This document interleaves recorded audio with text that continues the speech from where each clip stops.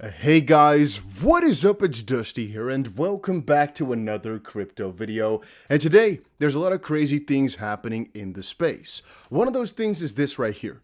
Robinhood crypto unit actually just got fined in New York for violating the money laundering rules. Apparently, they got a $30 million penalty. And it's because they failed to comply with the regulations to prevent money laundering and ensure cybersecurity. It is what it is, though. In these situations, very often it's just Robinhood taking the risk and getting the users to be happy and whatnot, and taking the big fine for the team. We've actually stated this a couple of times before, how a very lucrative strategy in crypto can be to exploit the fact that some rules are not that clear just quite yet, and utilize that to the best of your advantage. So those rules are not so clear, so you break them, so to speak, and then later on pay the fine after you've gotten all your users on there. And I guess a lot of exchanges are also employing that type of strategy. Some very interesting news was that the Microstrategy CEO, Michael Saylor, that we all know and love, well, he stepped down. The Black Swan author calls Microstrategy CEO step down a nail in the coffin for the firm's Bitcoin strategy. So Microstrategy's Bitcoin strategy is the permanent bull strategy. Always keep buying, always, always, always. How much of 120,000 Bitcoin will they have to sell? Another nail in the coffin to the will never sell. That's actually coming after this. Michael Saylor ditches the CEO position as MicroStrategy suffers a $1 billion loss. He moved to chairman or executive chairman of the board, obviously. And people are kind of wondering exactly why he left, because he made such crazy losses. Was he not the right guy for the job? Well, I guess it's highly likely he is the guy for the job, but maybe just does not have the time, because if you're still the executive chairman of the board, well, you're most likely still very much appreciated, right? Because you're still the guy pulling the strings. I'm honestly thinking he's been doing this since 1989, apparently. Saylor served as the company's CEO, and in 1998, the cloud software company went public, so he's been there for a very long freaking time. And apparently the current president and former chief financial officer is actually going to take over. So the CFO turns into CEO. It's going to be interesting to see this. It's interesting as well. Revenue in the second quarter was 122 million in comparison to 126, which is, I guess, fine. Quarterly losses, though, reached $918 million, of which 917.8 million represented impairment cost owing to the drop in prices of Bitcoin. So that's pretty significant. They claim to hold 130,000 Bitcoin worth $2 billion.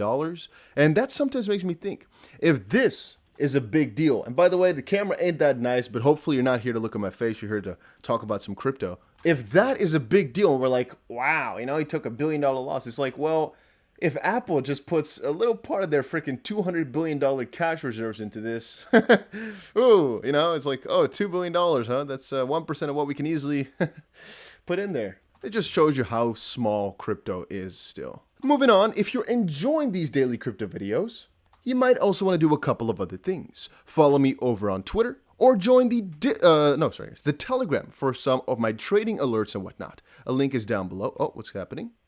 Okay, that was strange. I also think you might want to press the like button on this video, and maybe that's what was causing things to lag out. Maybe it's now fixed. Not so sure what exactly it was. And if you're wondering why I'm looking to the right, because right now it's freaking hot in Europe, right? So I normally use an iPad as a second monitor. If I use that iPad, this thing is going supernova mode. So it's going to be, it's too hot. So I'm using a second monitor, which is like there. It's like pink, purpley, whatever. But that is also why I have to look to the right to sometimes see if my recording is getting stuck. Little side info. Take a look at this. CEO of now bankrupt Voyager made millions offloading the firm's stock months before insolvency. This type of stuff sometimes gets me worried. I'm like, damn, this guy sold millions of that stock and nobody did anything about it. And it's like, is he getting off the hook now? Going for bankruptcy, but it's like, oh, it's all fine then? He took so many people's hard-earned money, so to speak, and he's like, that's to me now. This guy, probably still a multimillionaire. He's, of course, his company's not bankrupt. Boo-hoo. I'm not sure which chapter they went for. Chapter 11, I believe, no? Can't see it right now. Some of the companies we covered went for Chapter 11. One went for Chapter 15. I can't remember which exactly went for which. But I'm assuming they're going for restructuring. Yeah, I do highly believe so. And that basically means at the end of the day, they could come out of this better than they went into it for. And that also means that even if he's now a multimillionaire still, most likely, he can become, even way wealthier once they're out of this again. Can make a lot of money. I actually believe Three Arrows Capital went for Chapter 15 or whatever. I think so, right? Voyager and Celsius then went for Chapter 11, which is like a restructuring. And then 3 Arrows went Chapter 15, just completely over and done with. Out of money, let's pay people back. Did you guys actually see that Celsius news today as well? I covered it in a TikTok of all things. It was basically that they want to hire the CFO back for $93,000 a month, I believe. Because the CFO could basically help them nice with their bankruptcy stuff. Don't exactly remember what part is the bankruptcy, just with their bankruptcy proceedings. $93,000 a month is what they want to give him, I believe. That's crazy though, right? Or maybe that's what he's asking for, but damn, $93,000 a month to work for Celsius. That's a pretty good one. Little side note, Binance's DeFi staking adds support for Ripple's XRP. So it's a very low number, all right? Ripple's XRP scores another win as Binance DeFi staking starts supporting it with up to 1.4% APR. It's pretty garbage in the sense that 1.4% ain't really that much, but I had a trouble before, right? Where I told you guys I'm looking for exchanges that at least offer me something. And earlier I used to use Bitrue all the time, but then Bitrue was like kind of turning into, I thought maybe they could turn into a tier 1 exchange and do really well, but they kind of were lackluster in their progress. And the people from Bitrue that I spoke to, like not the founder, but some of the representatives, not the best of peoples. With Binance and with Bybit, I just know them pretty well, the people in there. I know they're very trustworthy in every way, shape, or form. So I'd prefer them to go for some XRP staking. And finally, Binance got me that 1.4%, which is juicy, because even though it's not a lot, let's say hypothetically speaking, right, that you have 100,000 XRP or 100 million XRP, doesn't matter how much it's relative, just to get 1.4% a year for keeping it, on there, it's pretty good if you ask me. It's free money. The rate is shitty, really bad, 1.4%. But I had it on there anyway, so now to get 1.5% for it, I mean, it's it's still pretty nice. I don't know how else to explain it to you. And also, guys, we have some crazy news right here. Coinbase X Manager pleads not guilty to insider trading charges. We already covered before that he got sued and that he got this complaint, I guess. I'm not sure about the suing thing. He got the complaint and all these crypto securities were marked. But apparently he's saying, nah, I ain't doing that. I wasn't doing that. Which is crazy to me. I mean, obviously you have to go for a no, I didn't and try to prove your way out of this one. I understand. But it's an uphill battle, It's so hard to charge somebody with insider trading and to not be guilty the moment you're charged. It's like, I'm going to say the rate of success is like 99.8% because it's pretty obvious, If you, your brother, and your friend, or let's say not you, but you work there, and then your brother and your friend are doing some really suspicious buying just before the coin got listed every time. The only thing I can say is dumbasses do it in a smart manner, like the rest of your people. Because insider trading is a really big thing. It happens all the time. Most likely, that's how a lot of these people, let's keep it PG-13. A lot of these people make their money. There ain't no way that a lot of these guys are not insider trading. I don't believe it for a second. Those disgusting, filthy scum.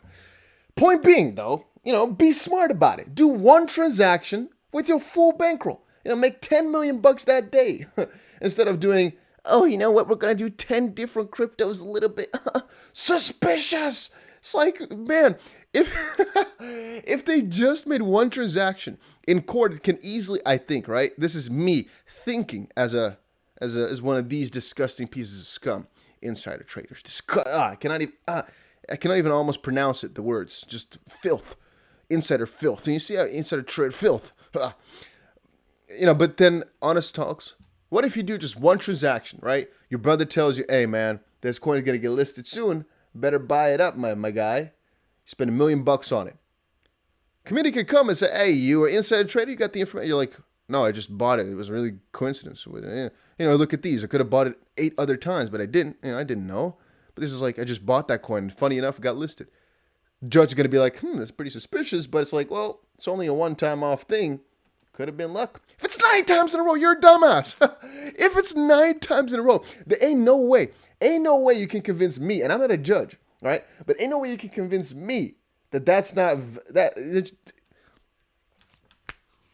if you are 9 out of 10, if you bought 9 out of the last 10 coins just before it got listed, ain't no way that's not some insider trading shenanigans.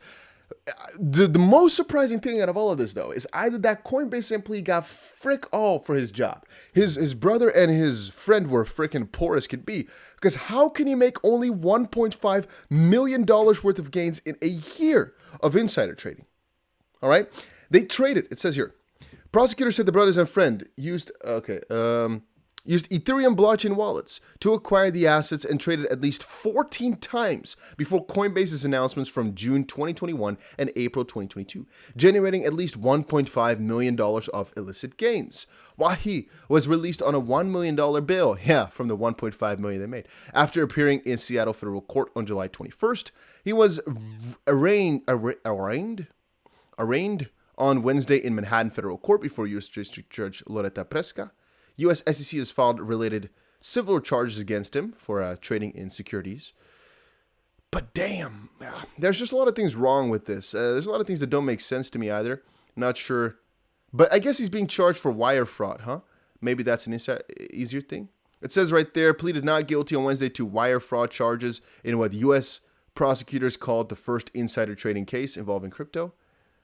Yeah, what a crazy thing, though. What a crazy thing. But yeah, it is what it is. That was for today's video, guys. Hopefully you all enjoyed it. If you did, make sure you press the like button and subscribe to the channel. And I'm going to see you guys again in another one. Man, this crypto world is crazy. What is this?